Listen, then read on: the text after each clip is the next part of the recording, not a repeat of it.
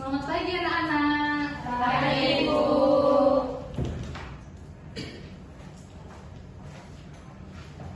Bagaimana kabar kalian hari ini? Baik, Ibu. Oke. Seperti biasa, sebelum kita mulai pembelajaran kita hari ini, untuk ketua kelas saya pimpin doanya. Baik, Bu. Teman-teman, sebelum kita mulai pembelajaran kita hari ini, alangkah baiknya kita berdoa. Mari kita berdoa menurut agama dan kepercayaan kita masing-masing. Doa dimulai. Doa selesai. Oke, terima kasih untuk ketua kelas. Nah, sekarang Ibu mau absen dulu ya. Semuanya hadir hari ini atau ada yang tidak hadir? Hadir semua, Bu. Hadir semua ya. Oke. Baik, sebelum kita masuk ke pembelajaran kita hari ini, ada yang ingat pertemuan sebelumnya kita membahas tentang apa? Struktur, Bu.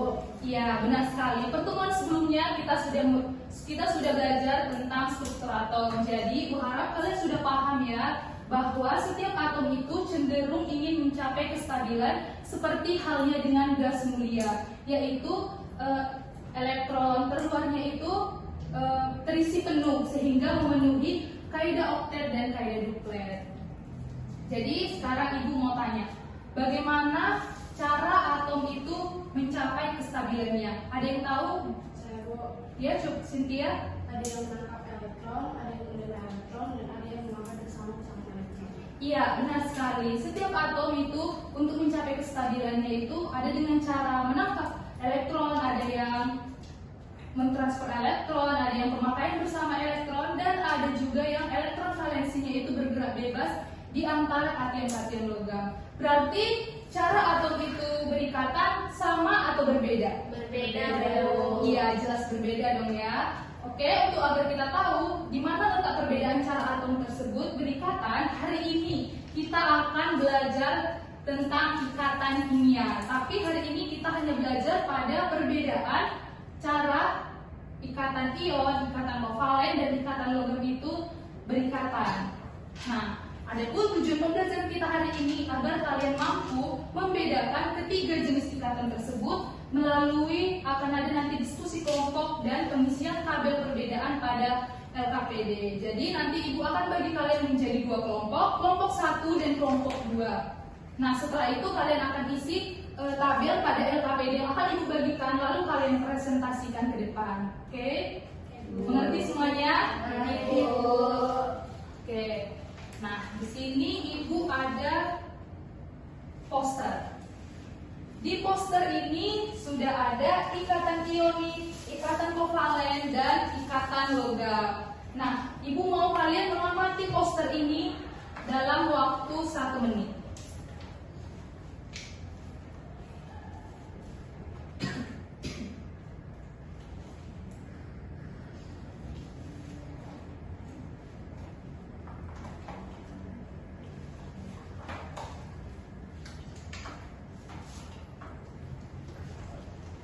Oke, sudah 1 menit ya. Jadi sekarang Ibu mau kalian itu buat pertanyaan dan juga jawaban sementara kalian terkait dengan poster ini. Jadi ada yang bisa buat pertanyaannya? Saya, Bu. Ya, Divi. Pertanyaan saya itu, Bu, mengapa pada ikatan logam terdapat banyak ion positifnya, Bu, yang dikelilingi elektron bebas, sedangkan pada ikatan lain enggak, Bu? Nah, menurut Divi, kenapa? Menurut Divi sendiri itu, Bu, itu disebabkan karena atom logam itu mudah melepaskan elektron, sehingga membentuk ion positif dan elektron bebasnya atau lautan elektron. Sedangkan pada ikatan lainnya itu, Bu, pada ikatan kovalen elektron digunakan bersama sehingga tidak ada elektron bebas seperti pada logam. Oke, terima kasih untuk Divi. Beri tepuk tangannya dulu untuk Divi. Nah, ada pertanyaan atau jawaban sementara yang lain? Saya, Bu. Pertama, Dari gambar itu bagaimana apa perbedaan antara ikatan ion, ikatan kovalen, dan ikatan logam dari caranya berikatan? ya, coba pertama apa perbedaannya? Dari yang saya lihat dulu, kalau ikatan ion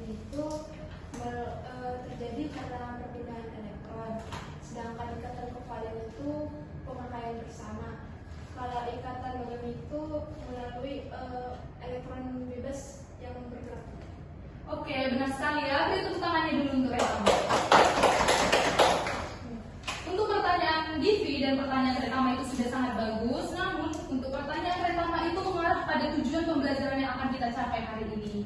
Maka untuk pertanyaan dari Retama nanti akan kita cari tahu jawabannya melalui kalian akan cari tahu jawabannya itu melalui internet atau buku kalian. Nah, setelah itu kalian akan jawab pada LKPD yang akan Ibu bagikan. Tapi sebelumnya Ibu akan bagi kalian jadi 2 kelompok ya. Di sini kelompok 1 dan di sini kelompok 2.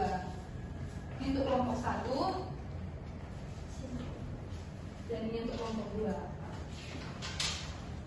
Nah, di dalam LKPD itu kalian tuliskan hipotesis kalian, hipotesis tentang pertanyaan dari Retama tadi. Apa perbedaan dari ketiga ikatan tersebut?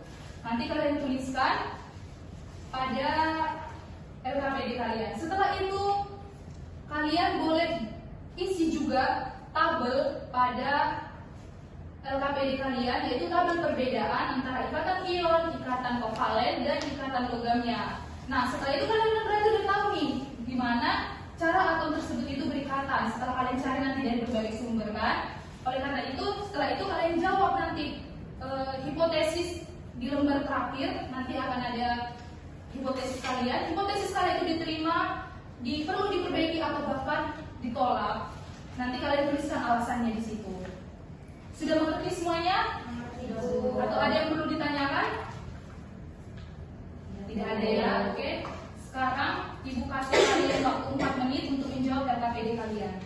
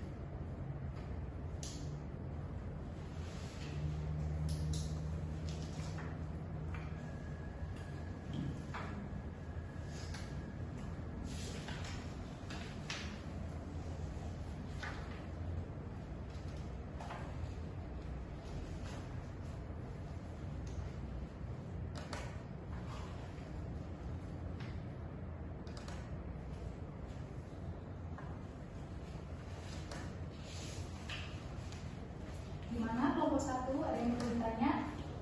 Tidak. Kelompok 2?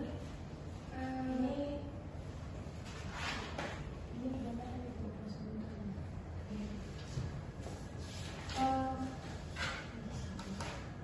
Proses pembentukannya dia boleh digambarkan seperti ikatan ion, ikatan kovalen, ikatan logam itu kalian gambarkan.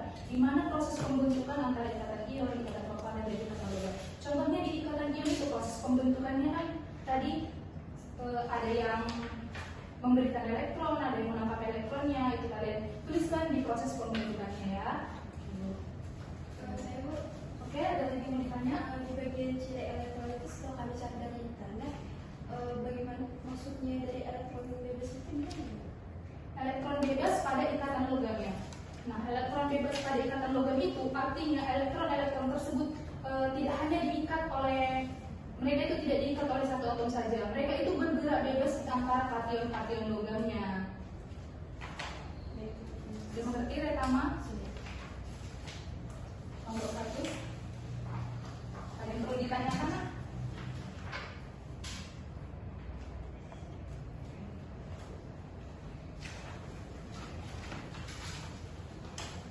Atau kalian mau diskusi dahulu? Bu,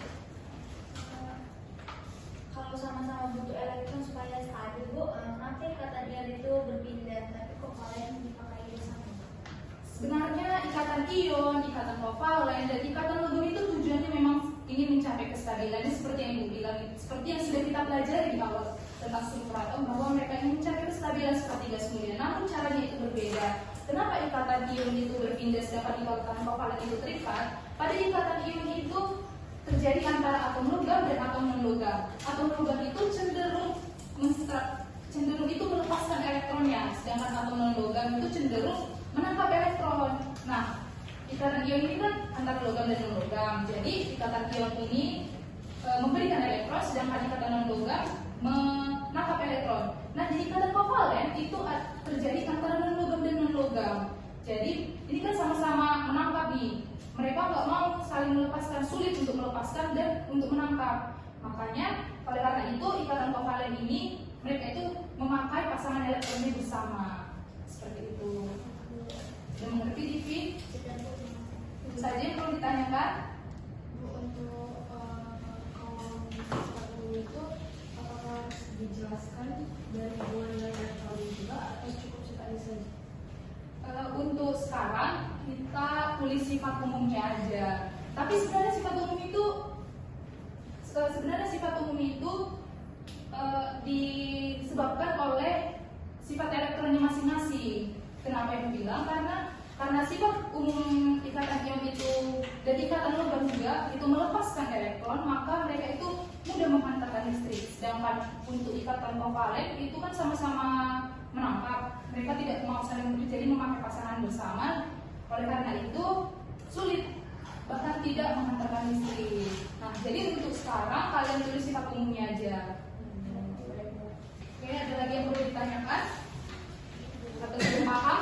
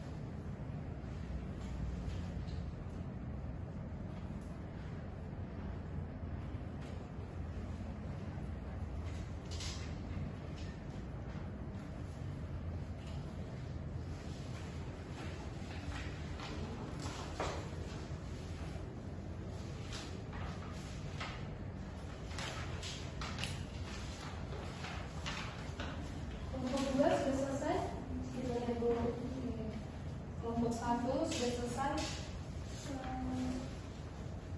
Gimana ada yang sulitnya?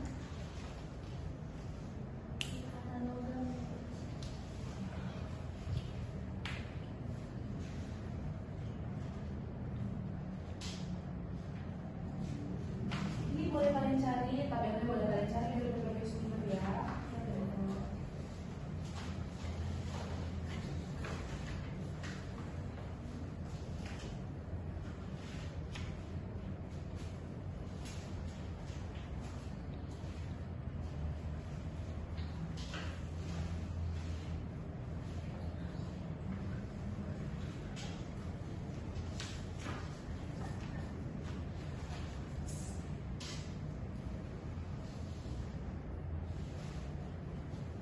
Bagaimana untuk kelompok 1 dan kelompok 2? Apakah sudah selesai?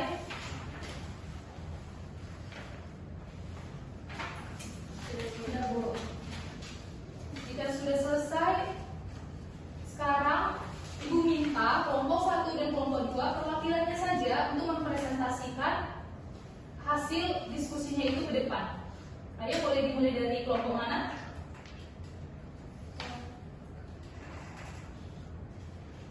Ayo kelompok 2, silakan.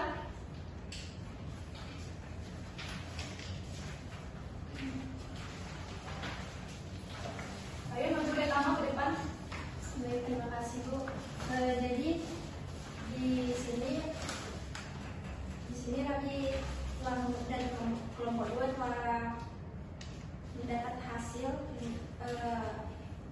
ikatan ion itu bahwa proses pembentukannya itu terjadi karena serat terima elektron, kemudian ciri elektronnya itu berpindah dan terbentuk ion positif dan ion negatif. Kemudian sifat umumnya itu dia larut dalam air dan menghantarkan listrik. Untuk ikatan kovalen itu proses pembentukannya itu pemakaian bersama elektron, kemudian ciri elektronnya itu dipakai bersama dan untuk logam, kemudian sifat umumnya itu tidak menghantarkan listrik dan kemudiannya rendah. Untuk ikatan logam itu terjadi karena elektron bebas di antara logam, kemudian ciri elektronnya itu bebas bergerak dan sifat umumnya itu menghantarkan listrik. Oke, terima kasih untuk Retama dari kelompok 2. Selanjutnya dari kelompok 1 boleh dipresentasikan ke depan.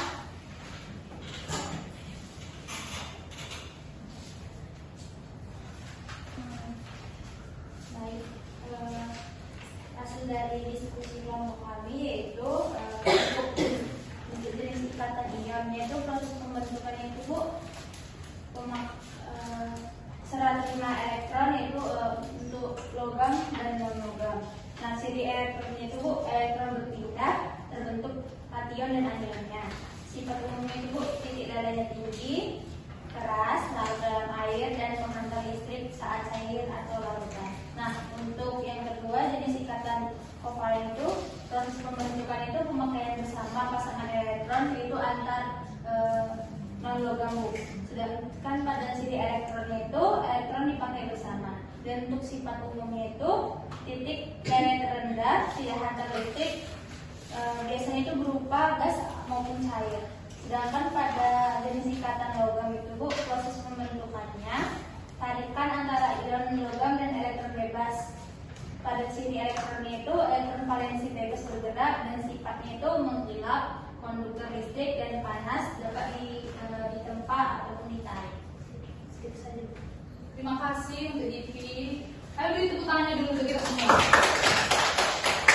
Berarti sesuai dengan tabel pengamatan yang sudah kalian jawab, maka hipotesis dari Retama tadi itu diterima, perlu diperbaiki atau ditolak. Menurut kalian gimana?